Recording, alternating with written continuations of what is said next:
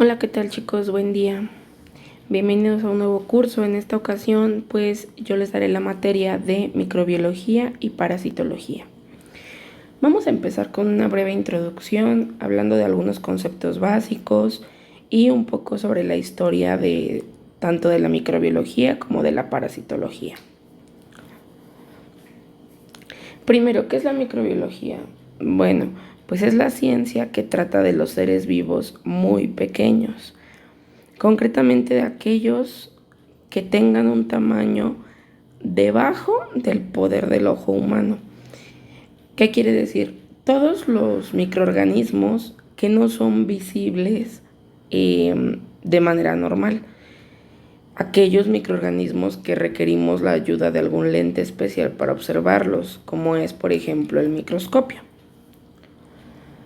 Ahora, la parasitología es una ciencia ecológica que estudia el fenómeno del parasitismo, o sea, las relaciones entre un parásito y un hospedador, y los factores que influyen sobre esta comunidad. ¿Qué es un parásito, para dejarlo más claro? Bueno, pues es aquel microorganismo que se alimenta y sobrevive gracias a otro organismo más grande y que obviamente pues provoca daños. Ejemplo, una bacteria. Una bacteria es un parásito que se alimenta y que sobrevive gracias a nuestro cuerpo y al mismo tiempo provoca un daño. Ahora, ¿qué es un microorganismo? Pues son seres vivos más diminutos que solo se pueden ver a través de un microscopio, que es lo que decíamos al inicio. En este extenso grupo, bueno, pues podemos incluir virus, bacterias, levaduras y mohos, que son los hongos. Todo ser que mida menos de lo que nuestro ojo puede alcanzar a ver y que se encuentre en el planeta es un microorganismo. Ahora vamos a hablar un poco sobre los antecedentes históricos de la microbiología. De inicio, bueno, pues con la invención del microscopio en el siglo XVII se inicia una nueva rama del conocimiento. Hasta ese entonces era inexistente y no se sabía nada sobre los microorganismos. Durante los siguientes 150 años, pues digamos que sí se empezó a conocer, pero no hubo avance de la microbiología, pues se limitó solamente a describir la forma de los microbios, los primeros intentos para clasificar a estos microorganismos, pero en sí pues no hubo gran avance, solamente se conocía un reino animal y un reino vegetal. El asentamiento ya de la microbiología como ciencia está ligado a varias situaciones en las que tuvo injerencia la filosofía, la religión, y esto entonces se prolonga hasta finales del siglo XIX. Todas estas polémicas que hubo en cuanto a la injerencia de la filosofía y la religión digamos que dependían de experimentos y que dieron un nacimiento a conocimientos nuevos. Es aquí donde ya se le conoce como ciencia a la microbiología.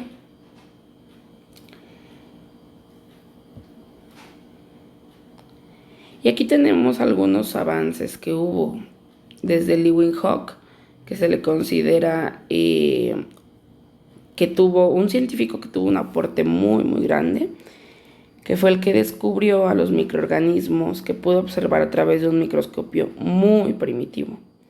Esos microorganismos que él observó les llamaba amináculos. No recibían un nombre todavía de microorganismos, todavía no recibían el nombre de bacterias, de virus, de hongos, porque él los veía en general, no los clasificaba aún. Después viene Francesco Redi, que es el que demuestra la hipótesis de la generación espontánea. Si en algún momento han escuchado hablar de esta teoría, bueno, pues es una teoría del origen de la vida, donde dice que la generación espontánea es porque hicieron un experimento de dejar unas playeras sucias, sudorosas, en un cuarto oscuro. Y al cabo de algunos días ya había ratas. Lo que se creía en ese tiempo era que habían aparecido como por arte de magia, que simplemente por el olor, por el hedor de esas camisas, pues habían aparecido, que había sido algo mágico. Sabemos al día de hoy que no es así.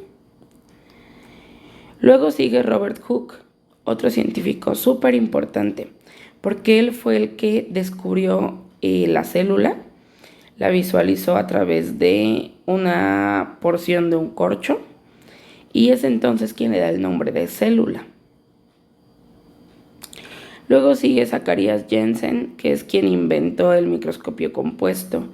En temas posteriores, cuando veamos los antecedentes de la microscopía, bueno, pues vamos a hablar de este personaje y vamos a ver cómo era su microscopio. Luego tendríamos a Lázaro Spallanzani, que él nos habla que el aire transportaba gérmenes a un medio de cultivo. O sea, él no creía que dejando una muestra de bacterias en algún recipiente se iban a generar más porque iban a colonizar. Él creía que el aire se traía más gérmenes y que por eso colonizaban. Al día de hoy sabemos que no. Los medios de cultivo, bueno, pues son instrumentos de laboratorio donde dejamos una muestra de alguna sustancia, de algún tejido, y con el paso de los días y con diferentes soluciones se va formando la colonia de bacterias. Eso es un cultivo. Pero bueno, pues él decía que era solo el aire. Después tenemos a Edward Jenner, quien descubrió la vacuna de la viruela. Un avance súper importante porque entonces aquí ya empezábamos a clasificar. Ya se sabía lo que era un virus, lo que era una bacteria, lo que era un hongo, la diferencia de cada uno. Para que se pudiera dar la producción de una vacuna, pues había que saber si era un virus o una bacteria. En 1850 surge Louis Pasteur. Este hombre, bueno, se conoce mucho por su experimento de los caldos que hizo, que dejó echar a perder, los filtros que hizo para limpiar un caldo de todas las bacterias, y que es a lo que se le conoce el día de hoy como pasteurización. Joseph Lister descubrió los antisépticos. ¿Qué es un antiséptico? Son sustancias químicas que ayudan a eliminar microorganismos que se encuentren en tejido vivo. Ejemplo, el alcohol, el agua oxigenada, el isodine.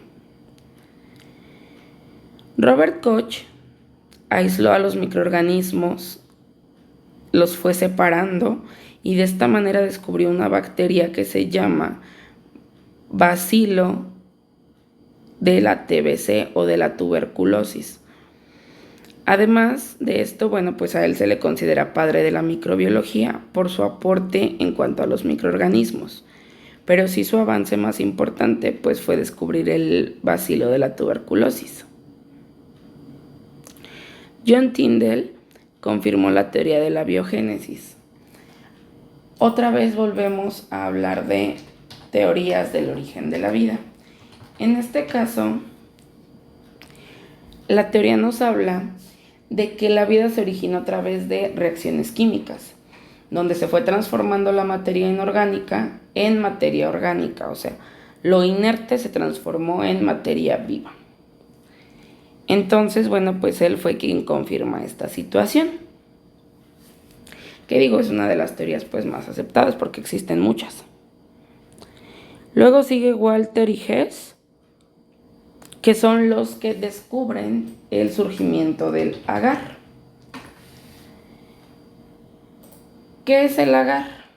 Bueno, pues es un gel que es el que le da esa consistencia a los medios de cultivo. Es una sustancia que se pone sobre la muestra de bacteria o de virus o de alguna sustancia, lo vuelve sólido y adentro se forma el medio de cultivo. No sé si en algún momento han llegado a observar que hay unas pequeñas cajitas redondas en los laboratorios donde se les pone una especie de gel y ahí se forman las colonias de bacterias. Bueno, pues eso sería el agar. Luego tenemos a un personaje muy importante dentro de la bacteriología, que es Christian Gram.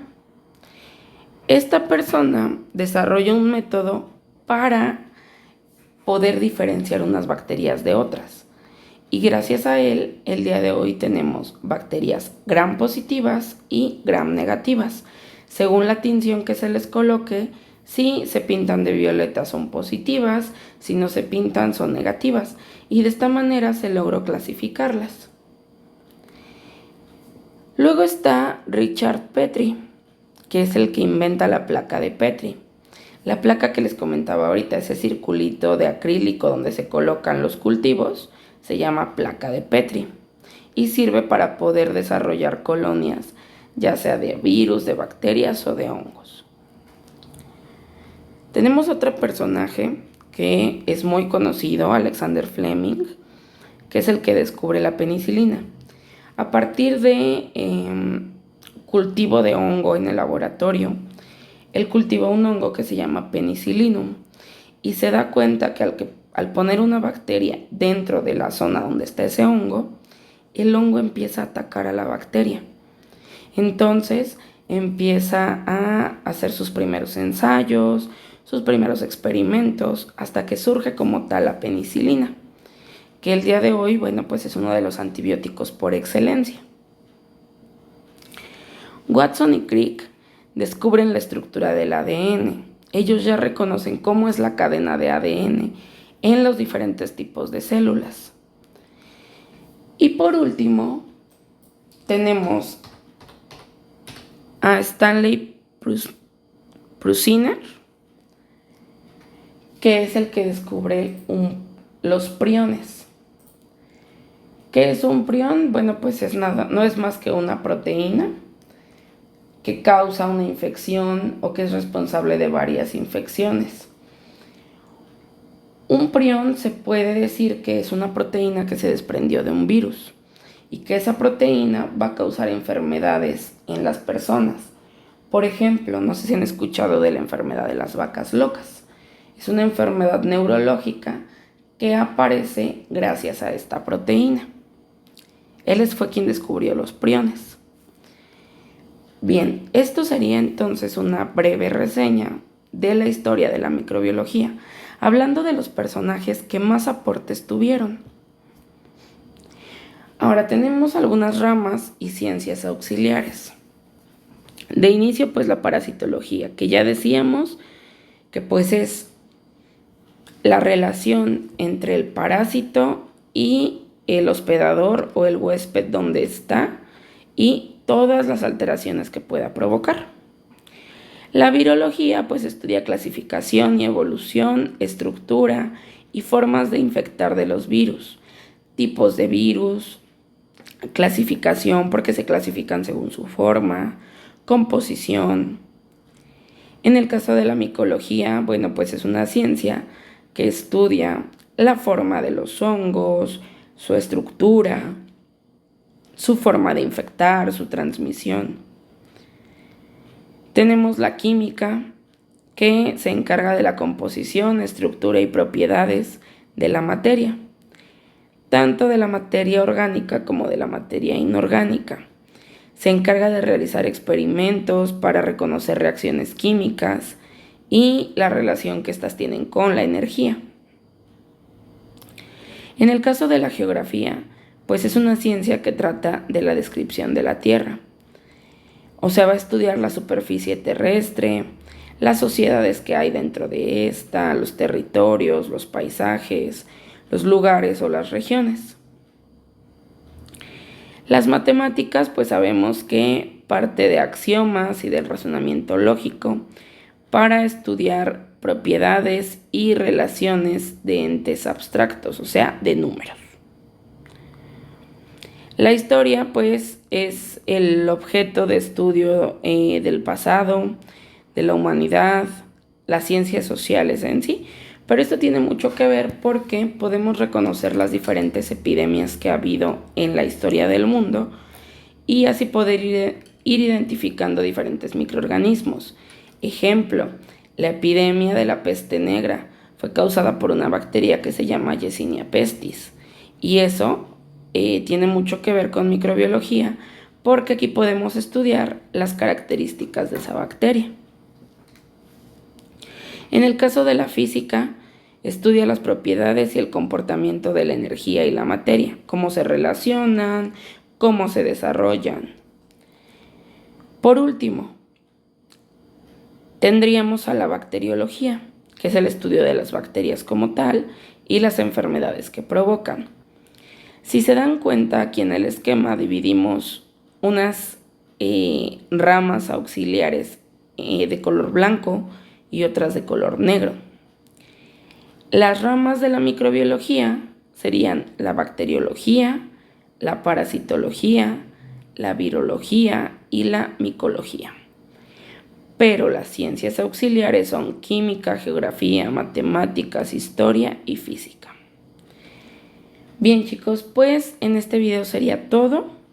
Espero que nos haya quedado claro. Elaboren sus actividades correspondientes y nos vemos en videos próximos. Que tengan un excelente día.